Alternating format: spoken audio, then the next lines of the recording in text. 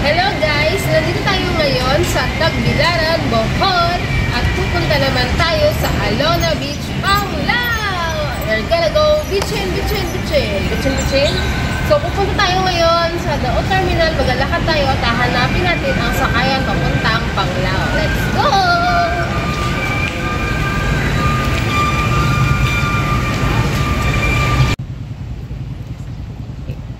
Ito yung Tagbilaran City Central Public Market. And nandito lang din yung pinaka-terminal nila ng mga jeep, ng mga bus and van papunta sa iba't ibang mga bayan. Ayan. So dito tayo sasakay. Papunta tayo ng Alona. Alona! Alona!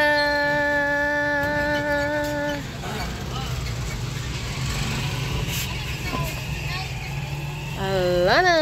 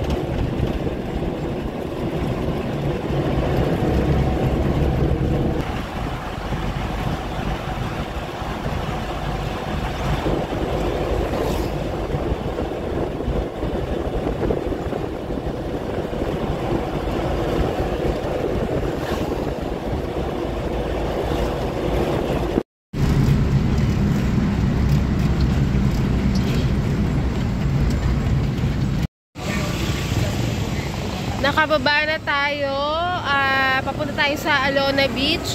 So, dito kayo bababa sa may McDonald's and yun, kung mapapansin nyo yung signage doon nakalagay is 700 meters na lakad tayo papasok na ganon. So, ito yung itsura nung bababaan ninyo and ito yung mga establishments na meron dito. Ayan, so may Figaro. Tapos guys, meron din ditong luggage check-in counter. So, yung mga galing sa airport, tapos dumiretso ng Panglao, pwede sila dito. Ito yung rates nila kung gusto nyo mag-iwan ng luggage nyo at kayo ay mag-swimming. Yan, so merong Jollibee, merong McDo, madaming mga establishments na makakainan dito. So lakad tayo, 700 meters daw papunta sa beach. Share ko lang din guys, ito pala yung pamasahe ng tricycle dito. So from Alona, papunta dito sa mga lugar na ito, yan yung pamasahe. Kasi malayo rin talaga yung mga distansya nila eh. Yan. Maganda talaga dito kung may sarili kayong sasakyan or mag-rent na lang kayo ng motorcycle.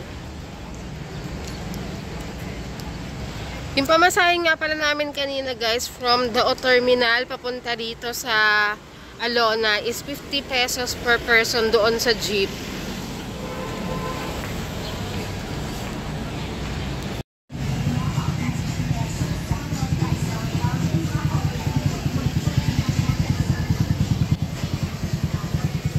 Marami ding mga ATM terminals dito. And money exchanger.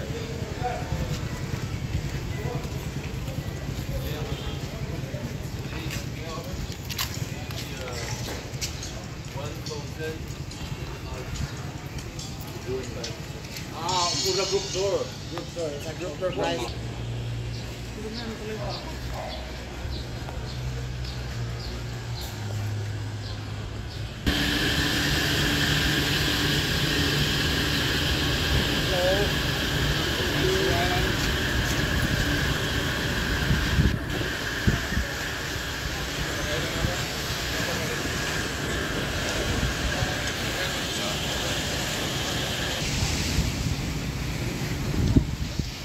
Ito yung Alona Beach, guys. Ilang beses na ako nakapunta rito sa Panglao, but this is my first time in Alona Beach. Kasi yung mga nakaraan namin, doon kami sa kabilang side, sa Dumaluan Beach, tsaka may isa pa na hindi ko na maalala ko ng pangalan. But if I'm going to compare, parang mas maganda yung doon banda sa Dumaluan Beach, doon sa may Bohol Beach Club. Kasi mas malawak yung sandy area niya. Dito kasi konti lang eh. Ayan lang siya o maliit lang. Tapos parang palalim agad. Doon kasi sa kabila, doon sa may Bohol Beach Club, para siyang Boracay feels. Medyo mahaba yung sandy area. Pero ang pinagkaiba naman siguro dito, kagaya ng sa Boracay, there are a lot of establishments at the side. So different restaurants, may mga bars. I just don't know if may nightlife dito. Pero madami kasing bars eh. So, ayan, siguro kapag kagabi, may mga ganap din. Ayan, may mga tattoo. Tapos may mga nag-o-offer ng mga boat tour. And mga diving, water sports. Marami din nagbebenta. At may 7-Eleven doon.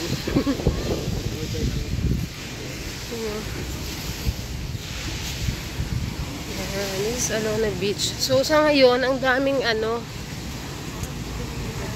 tawag dito? Ganyan din sa Boracay eh. Madaming mga lumot. Oo nga. So, hindi naman ibig sabihin ng may ganyan guys is madumi. Oo. Magiging sand din siya. Kaya siya nagiging white, no? Yun yung sabi dun sa Boracay na nagpunta kami. So, ganyan din dito.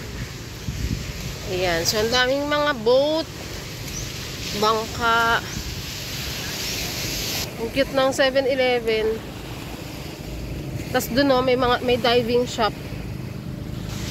If you wanna dive, puntahan natin yun at makiusyoso tayo.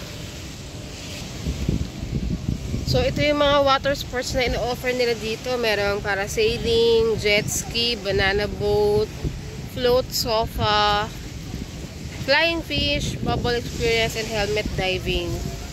So, dun daw yan sa Bohol Divers if you wanna try that.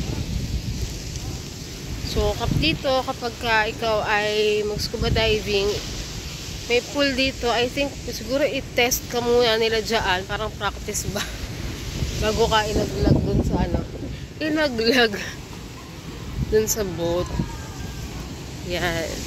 Ang saya kaya ng scuba diving. We already tried that in Boracay, diba? Yan. Nandito kami sa may 7-Eleven. Tapos na-try na din kami mag-parasailing. Pero ngayon parang wala naman ako nakikita ang nagpa-parasail. May no-offer sila pero ewan ko. Kasi wala naman ako nakikita ang mga lumilipad-lipad. Break time po siya. Break. Ayan o, wala naman ako nakikita. Klaro naman.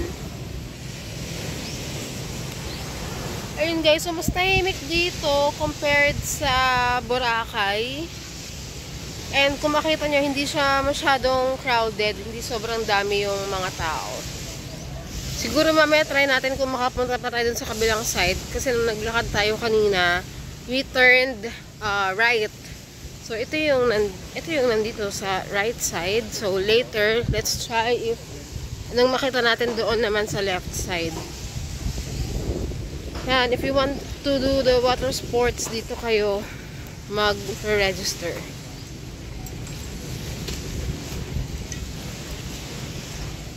Yan.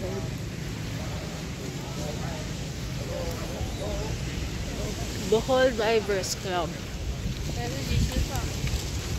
Ako po sa rin.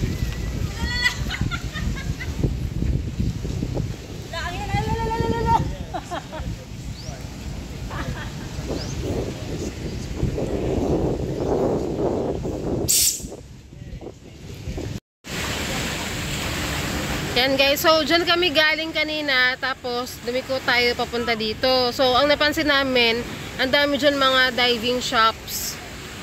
So ngayon naman, tingnan natin kung anong meron naman dito sa kabilang side. Ayun, nakita ko na. Okay, likalakad tayo.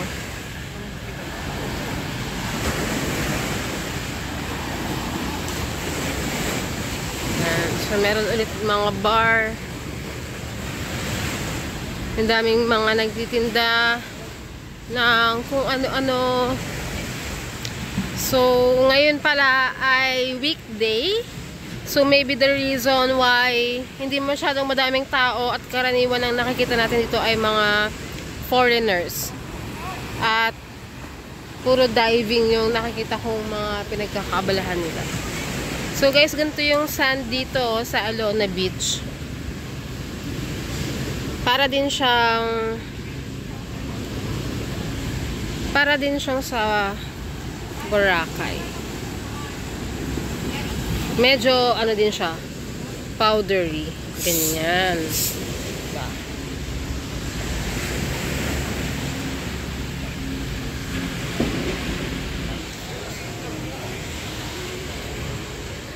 Ito pala yung Villa Tomasa. Pwede ka palang magpaluto dito. Yan yung mga price nila. Kapag magpapaluto ka dito sa Villa Tomasa.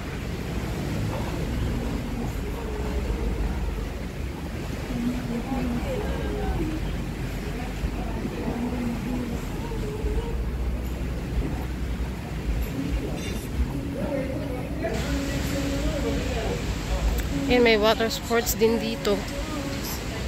Nakita ko kanina yung parasailing nila is 2,000 pesos. Banana boat nila mga 500, helmet diving 1,800.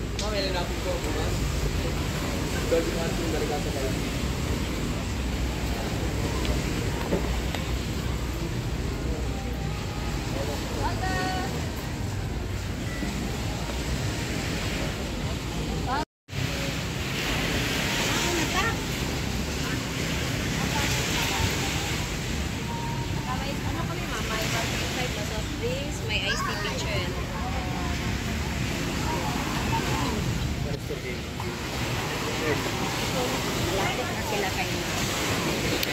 Ito yung Henan Resort ng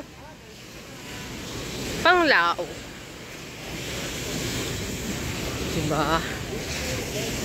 So, dati, we already tried Henan Resort when we are in Boracay. So, dito sa Bohol, ganito pala ang itsura ng Henan nila. Mas malawak yung area dito.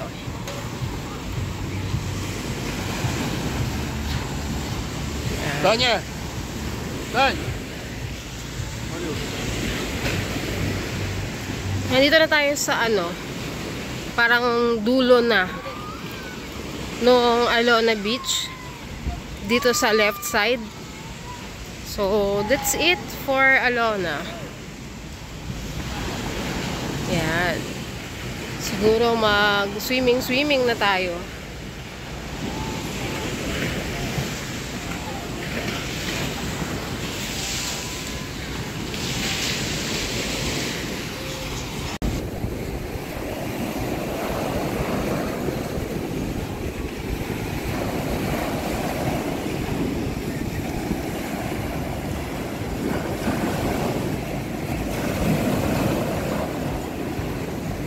Lakas ng alon. Mas lalo dun sa kabila. Grabe.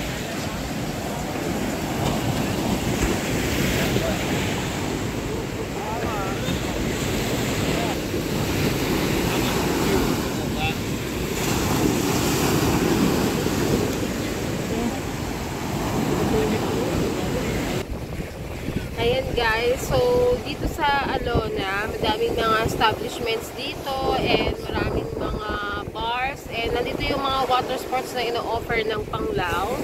Pero siguro kung pang pamilya, yung tipong mag-outing kayo tapos meron kayong mga baon na mga pagkain and gusto nyo mga mag-ihaw-ihaw, ganyan. Mas okay dun sa Dumaluan Beach doon sa kabila, no? Mas malapit siya actually kumpara dito kasi itong Alona Beach halos nasa dulo na siya ng Panglao Island eh. Pero overall, maganda pa rin dito kasi nandito yung mga resort, kagaya nitong nasa likod natin, ang Henan. Ayan. And look at the waves. Talagang malalaki sila.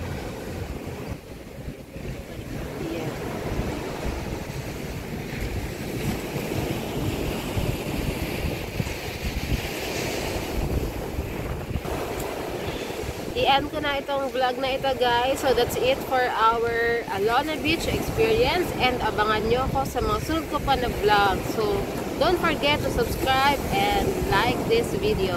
Bye!